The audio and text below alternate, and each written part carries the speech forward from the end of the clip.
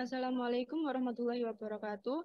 Kami dari kelompok 6 akan mempresentasikan materi lingkungan bisnis dan manajemen bab 18 dan 19 yang dosen pengampunya Bu Diah Ratnawati.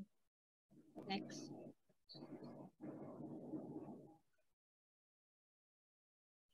Sebelumnya, perkenalkan nama saya Vela Angelia Pramesti, NPM 167. Di sini saya akan menjelaskan tentang bab 18, yaitu komunikasi merupakan pekerjaan manajer. Next.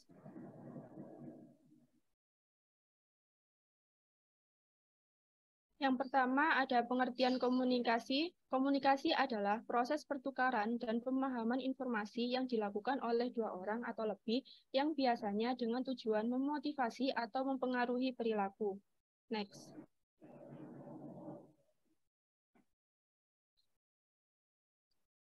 Kemudian yang kedua ada proses komunikasi. Next.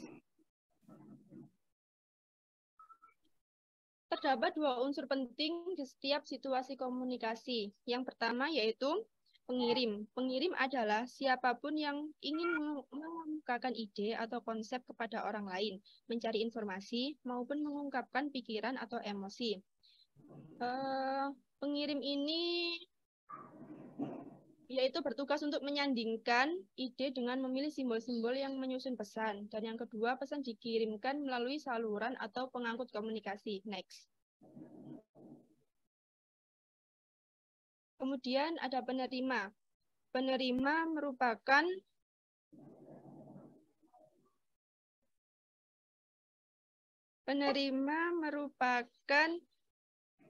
menafsirkan simbol-simbol untuk menerjemahkan makna pesan, dan umpan balik terjadi ketika penerima merespons komunikasi dari pengirim dengan memberikan pesan balasan. Next.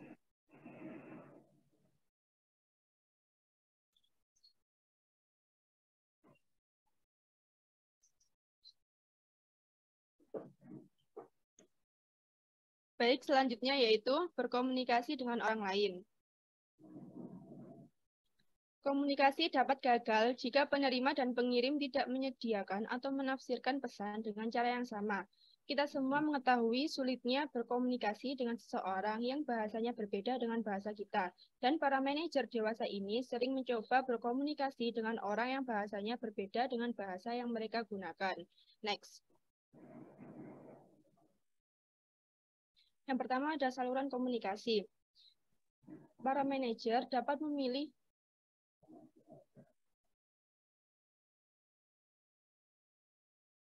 yang pertama ada saluran komunikasi.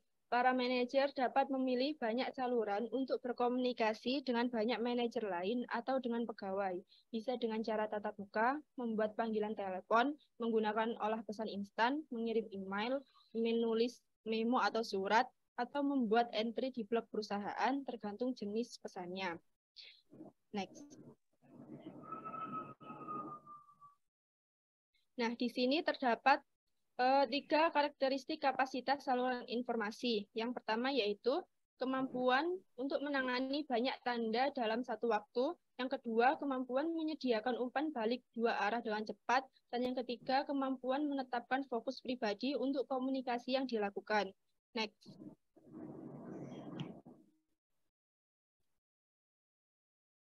Kemudian ada berkomunikasi untuk membujuk dan mempengaruhi orang lain. Komunikasi tidak hanya untuk menyampaikan informasi, tetapi untuk membujuk dan mempengaruhi orang lain. Untuk membujuk dan mempengaruhi, manajer harus sering mudah berkomunikasi dengan orang lain. Untuk membujuk dan mempengaruhi, manajer juga harus sering mudah berkomunikasi dengan orang lain. Namun, sebagian orang mempunyai pengalaman komunikasi interpersonal yang tidak mengenakan sehingga mereka cenderung menghindari situasi ketika komunikasi diperlukan. Nah, untuk mempengaruhi dan membujuk orang lain dengan efektif, manajer harus menunjukkan bahwa mereka peduli dengan apa yang dirasakan oleh orang lain. Di sini diperlukan persuasi yang mengharuskan kita untuk memasuki emosi orang lain yang hanya dapat dilakukan di tingkat personal, bukan rasional. Selanjutnya akan dijelaskan oleh rekan saya.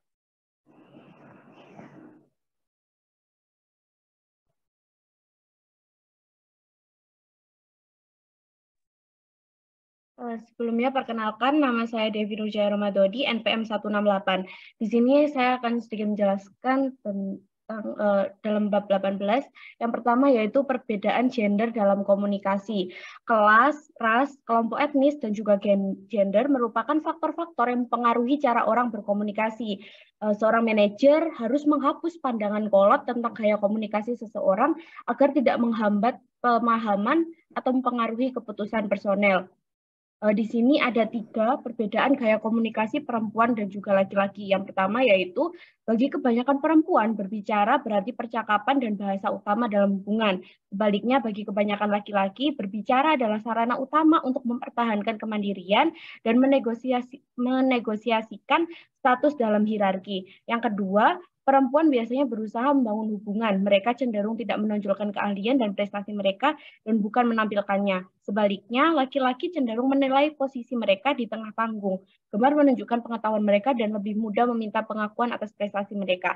Yang ketiga, perempuan cenderung menggunakan lebih banyak gestur ketundukan ketika berkomunikasi dengan laki-laki dan menjaga jarak fisik.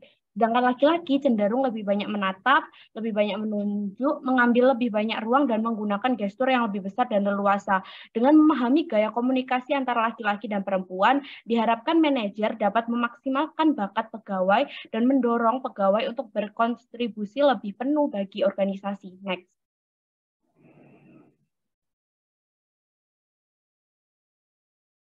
Yang selanjutnya yaitu komunikasi nonverbal. Komunikasi nonverbal atau nonverbal communication adalah pesan yang lebih banyak dikirim lewat tindakan dan perilaku manusia daripada lewat kata-kata.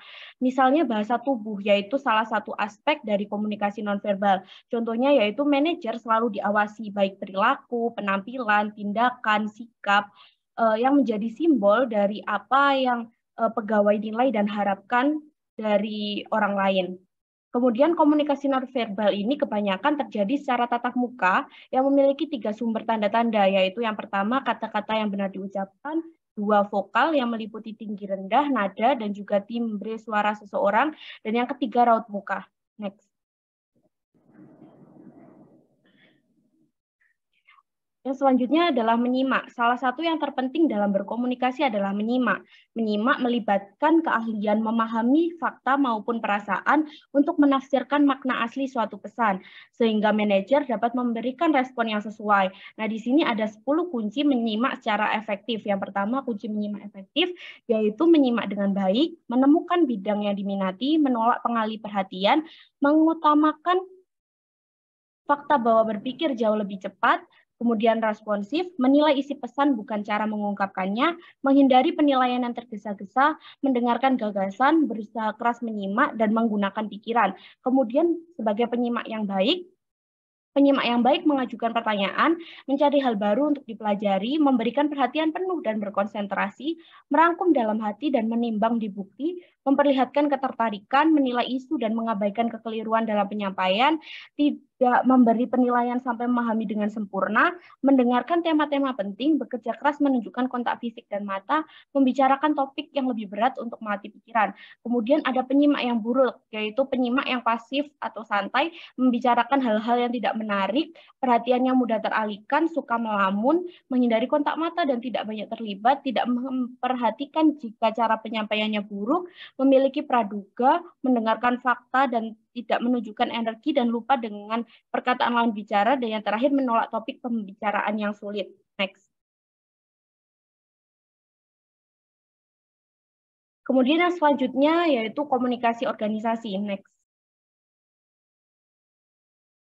Untuk komunikasi organisasi sendiri, yang pertama yaitu saluran komunikasi formal atau formal communication channel, yaitu saluran komunikasi yang berjalan pada rantai komando atau tanggung jawab tugas yang diberikan organisasi. Nah, saluran komunikasi formal ini terdiri dari 3. Yang pertama yaitu komunikasi ke bawah atau downward communication, yaitu aliran komunikasi yang paling akrab dan jelas, berisi tentang pesan dan juga informasi yang dikirimkan dari manajemen puncak kepada bawahan ke arah bawah. Di sini ada 5 topik yang biasanya dibahas dalam komunikasi ke bawah. Yang pertama yaitu implementasi tujuan dan strategi, instruksi dan dasar pekerjaan, prosedur dan praktik, umpan balik kinerja, dan indoktrinasi. Kemudian yang kedua yaitu komunikasi ke atas atau upward communication, yaitu pesan yang mengalir dari tingkat hierarki organisasi yang lebih bawah ke tingkat yang lebih tinggi.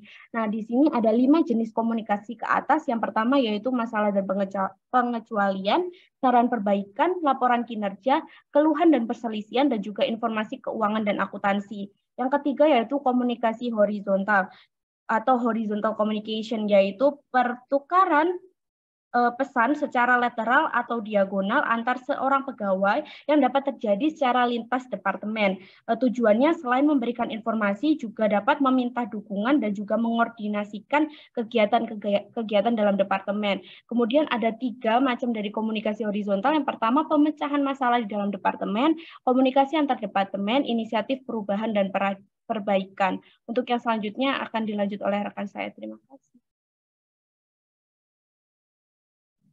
Komunikasi organisasi yang selanjutnya adalah saluran komunikasi tim.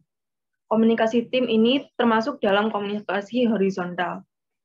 Penelitian tentang komunikasi tim berfokus pada 2 karakteristik, yaitu tingkat sentralisasi komunikasi tim dan karakter tugas tim. Lalu, saluran yang selanjutnya adalah saluran komunikasi pribadi. Saluran komunikasi pribadi ini berada di luar saluran kewenangan formal. Komunikasi informal berdampingan dengan saluran formal, tetapi dapat melewatkan tingkat hierarki dan memotong rantai komando vertikal guna menghubungkan hampir semua orang di organisasi. 3 jenis saluran yang paling penting merupakan yang pertama ada jaringan pribadi, selentingan, dan komunikasi tertulis. Next.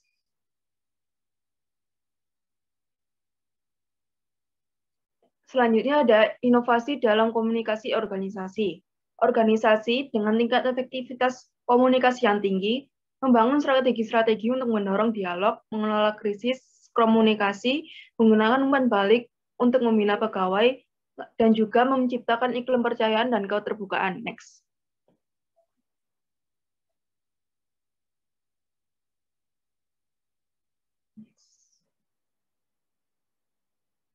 Next.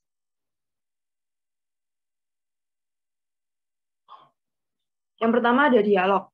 Dialog merupakan proses komunikasi kelompok yang di dalamnya ada orang-orang untuk menciptakan aliran, makna yang memungkinkan mereka saling memahami dan dari berbagai sudut pandang. Yang kedua ada komunikasi krisis. Selama beberapa tahun terakhir ini, banyak jumlah dan cakupan krisis yang menjadikan komunikasi sebagai tugas yang lebih menantang bagi para manajer. Para manajer harus dapat mengembangkan 4 keahlian utama dalam mengomunikasikan krisis. Yang pertama, menjaga fokus, tetap terlihat, ungkapkan kebenaran meski pahit, dan komunikasikan sebuah misi masa depan. Yang ketiga, ada umpan balik dan pembelajaran. Umpan balik ini terjadi ketika para manajer menggunakan evaluasi dan komunikasi untuk membantu para individu dan organisasi-organisasi belajar dan berkembang. Umpan balik juga dapat memungkinkan para manajer untuk mengetahui jika mereka telah berhasil dalam berkomunikasi dengan orang lain. Yang keempat, ada iklim kepercayaan dan keterbukaan. Hal ini dapat dilakukan oleh para manajer untuk memperbaiki komunikasi organisasi untuk menciptakan iklim percayaan dan keterbukaan. Komunikasi dan dialog secara terbuka dapat mendorong orang-orang untuk saling berkomunikasi secara jujur.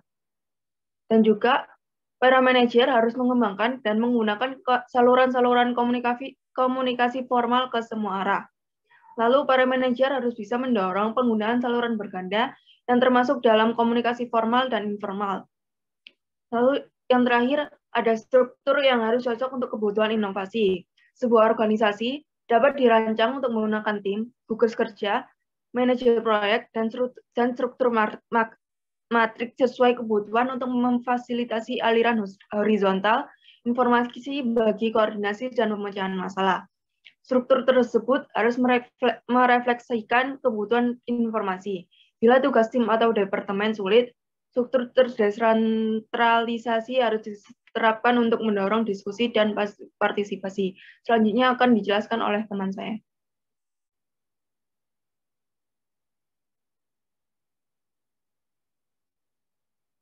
Perkenalkan, nama saya Niang Reni dengan NPM akhiran 178. Di sini saya akan menjelaskan tentang bab 19. Next.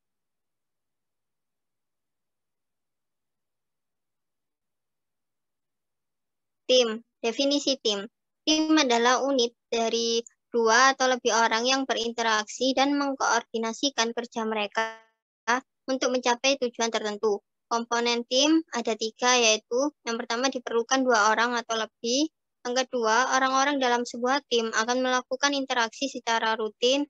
Dan yang ketiga, orang-orang dalam tim memiliki tujuan kerja. Next. Dilema tim. Ada 3 alasan utama mengapa tim memberikan dilema pada sebagian besar orang. Yang pertama, kita harus mengesampingkan kemandirian kita.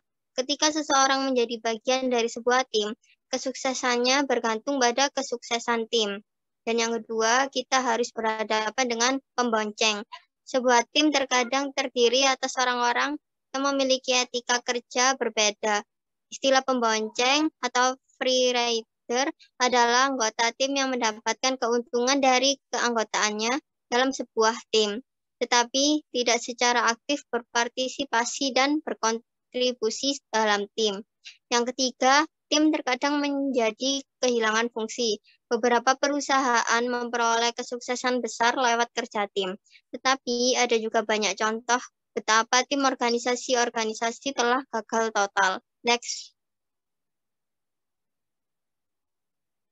Membuat tim menjadi efektif. Di organisasi, tim yang baik dibangun oleh manajer yang melakukan tindakan tertentu untuk membantu orang-orang berkumpul dan bekerja dengan baik sebagai sebuah tim.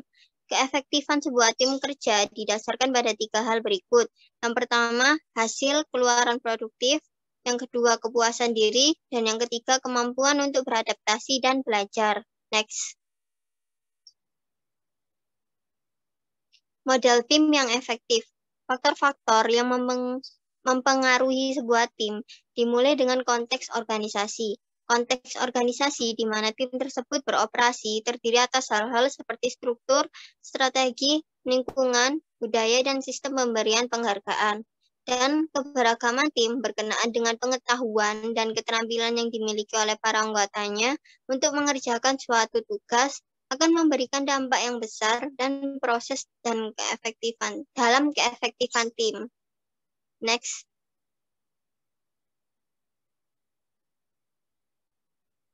Kepemimpinan tim yang efektif. Pemimpin tim memerankan peran yang penting dalam membentuk keefektifan timnya. Ada 3 cara spesifik yang dapat digunakan pemimpin untuk berkontribusi pada kesuksesan tim. Yang pertama, mengerahkan anggota-anggota untuk mencapai suatu tujuan. Yang kedua, berbagi kekuasaan. Yang ketiga, yaitu mengakui ketidaktahuan. Next.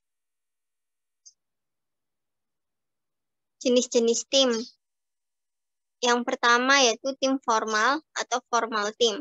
Diciptakan oleh suatu organisasi sebagai bagian dari struktur formal di organisasi tersebut. 2 jenis tim formal yang biasa dibentuk adalah tim vertikal dan tim horizontal. Yang kedua, tim vertikal atau vertical team terdiri atas manajer dan bawahannya dalam rantai perintah formal. Yang ketiga, tim horizontal atau horizontal team terdiri atas pegawai-pegawai dari tingkat hierarki yang sama tetapi dengan area keahlian yang berbeda. Dan yang keempat, tim yang diarahkan sendiri dibentuk untuk meningkatkan partisipasi pekerja dalam melakukan pengambilan keputusan dan melaksanakan pekerjaan mereka dengan tujuan untuk meningkatkan kinerja. Selanjutnya akan dijelaskan oleh teman saya.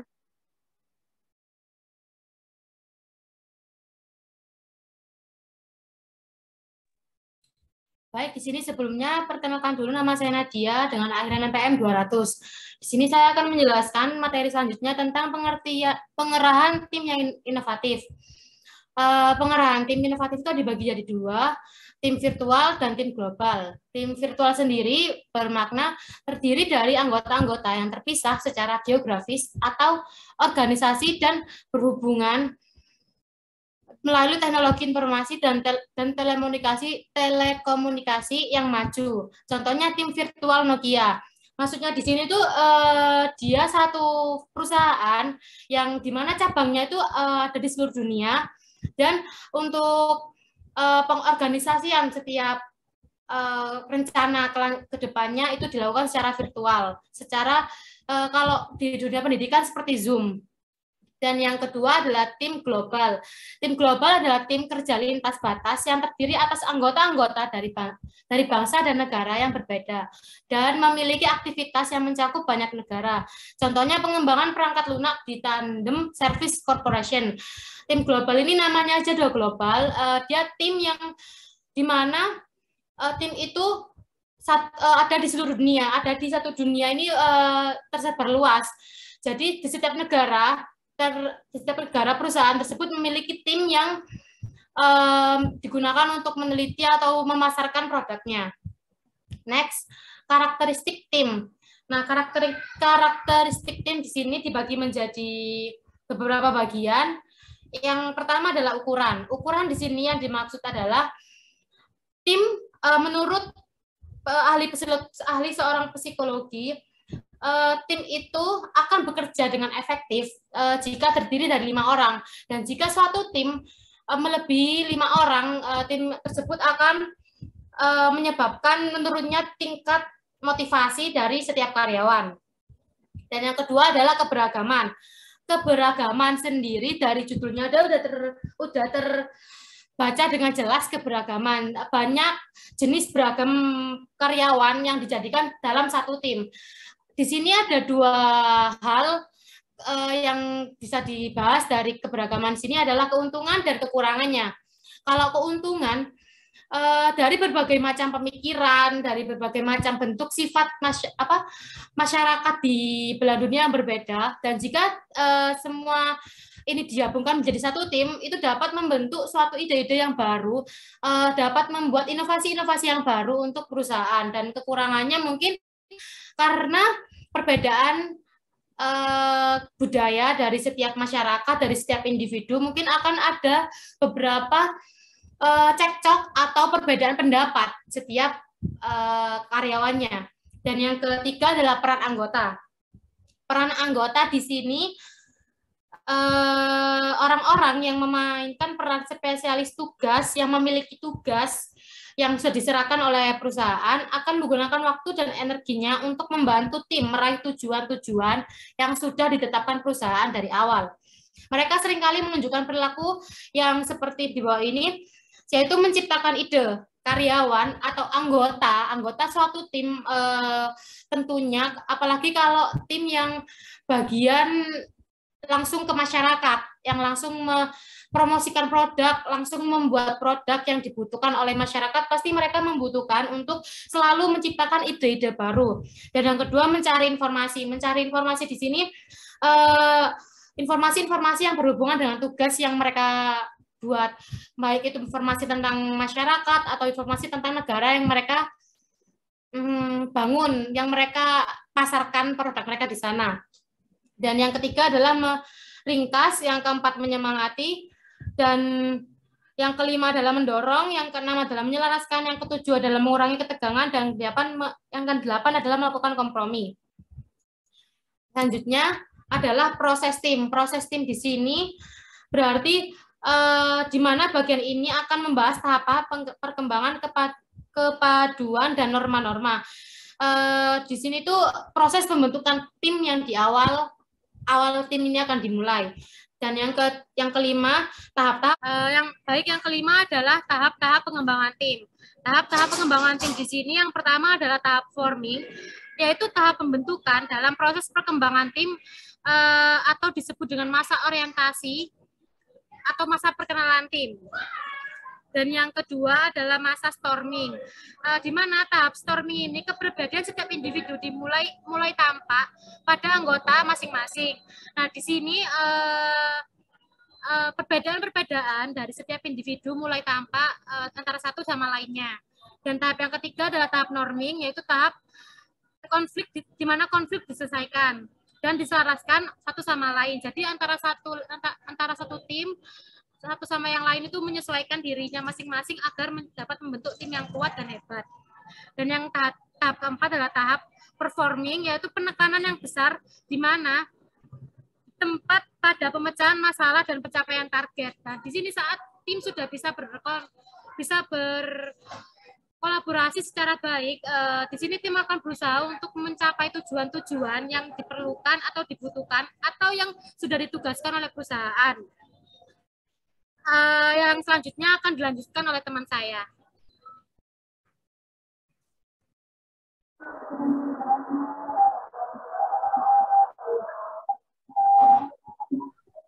Perkenalkan, nama saya Fatih Putri Nurindansari dengan NP Mahiran 201. Yang pertama yaitu kepaduan tim.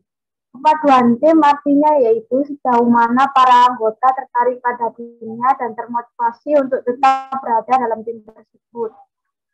Faktor-faktor yang menentukan kepaduan tim yaitu interaksi tim, tujuan bersama, adanya kompetisi, dan kesuksesan tim dan evaluasi yang menyenangkan. Untuk konsekuensi terhadap kepaduan tim dibagi menjadi dua kategori, yaitu moral dan produktivitas. Moral akan lebih tinggi dalam tim dengan kepaduan tinggi karena adanya komunikasi yang meningkat antara anggota dan iklim tim yang lama. Yang kedua yaitu produktivitas. Dalam kaitannya dengan produktivitas, hasil-hasil penelitian menunjukkan bahwa tim dengan kepaduan yang tinggi memiliki potensi untuk lebih produktif, tetapi derajat produktivitasnya akan bergantung pada hubungan antara manajemen dengan tim yang bekerja. Next.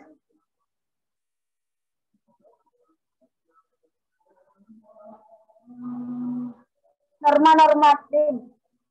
Norma-norma tim dapat dijelaskan dengan standar perilaku informal yang dianut oleh semua anggota tim dan dijadikan acuan dalam berperilaku. 4 cara umum perkembangan norma tim yaitu yang pertama yaitu peristiwa penting dalam riwayat tim, yang kedua yaitu pernyataan eksplisit dari pemimpin atau anggota, yang ketiga yaitu teladan perilaku pertama, dan yang terakhir adalah bawaan dari pengalaman lainnya. Next.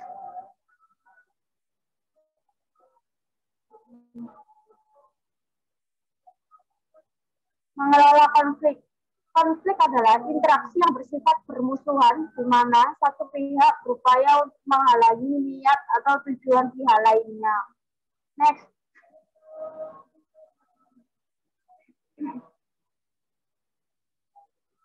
Menyeimbangkan konflik dan kerjasama. Tingkat konflik yang sehat akan membantu mencegah terciptanya grouping, di mana orang-orang terlalu berkomitmen terhadap kepaduan tim sehingga mereka menjadi malas untuk mengungkapkan opini-opini yang berlawanan. Next.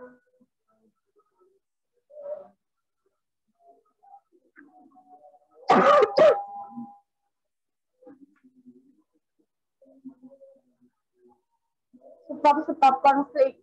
Beberapa faktor yang mempengaruhi pada terciptanya konflik yaitu adanya persaingan untuk mendapatkan sumber daya seperti uang, informasi atau pasokan, tujuan yang berbeda, dan gangguan komunikasi atau komunikasi yang buruk. Next.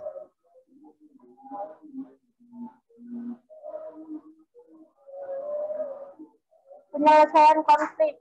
Penyelesaian konflik dibagi menjadi 3. Yang pertama yaitu tujuan superordinat. Tujuan superordinat ini mengharuskan adanya kerjasama antara anggota-anggota tim yang berselisih untuk mengupayakan pencapaian. Jika para pegawai dapat berfokus pada tujuan organisasi atau tujuan tim, konflik akan berkurang karena para pegawai melihat gambaran besarnya dan menyadari bahwa mereka harus bekerjasama untuk mencapainya. Yang kedua adalah mediasi. Mediasi menggunakan pihak ketiga ini disebut mediator. Sedangkan mediator dapat membahas konflik dengan tiap pihak dan mencari solusi yang baik. Yang ketiga yaitu negosiasi. Negosiasi adalah di mana orang-orang terlibat dalam diskusi serah terima dan mempertimbangkan beragam alternatif untuk mencapai keputusan bersama yang dapat diterima kedua belah pihak. Negosiasi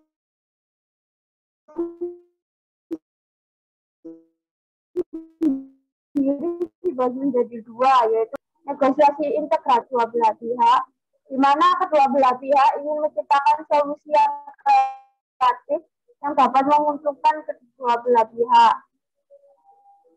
Sedangkan negosiasi distributif menganggap bahwa ukuran kebaikan sudah ditetapkan dan setiap pihak berupaya untuk mendapatkan sebanyak mungkin bagian dari kebaikan tersebut. Tim kerja yang efektif. Tim kerja efektif dibagi menjadi tiga, yaitu yang pertama keluaran produktif. Keluaran produktif dapat dihasilkan oleh tim. Keluaran produktif yang dihasilkan oleh tim dapat memenuhi tuntutan pelanggan atau klien berkenaan dengan kualitas, kuantitas, dan tenggat waktu. Tim yang baik dapat menyalurkan banyak energi dan kreativitas dari para anggota. Yang kedua adalah kepuasan anggota. Tim yang baik akan memberikan banyak peluang bagi para anggotanya untuk memuaskan kebutuhan pribadi mereka dan untuk beradaptasi dan belajar. Tim kerja yang baik adalah di mana anggota-anggotanya dapat saling mengantisipasi tindakan rekan-rekannya dan memberi respon yang pas.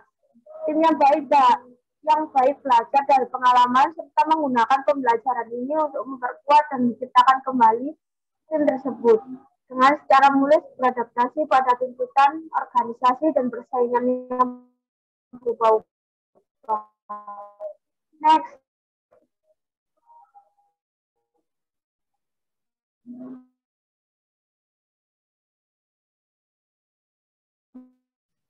Baik, sekian dari kelompok kami. Jika ingin ada yang ditanyakan atau mungkin ada yang dibingungkan dari teman-teman sekalian, bisa ditanyakan lewat via grup WA ya. Terima kasih.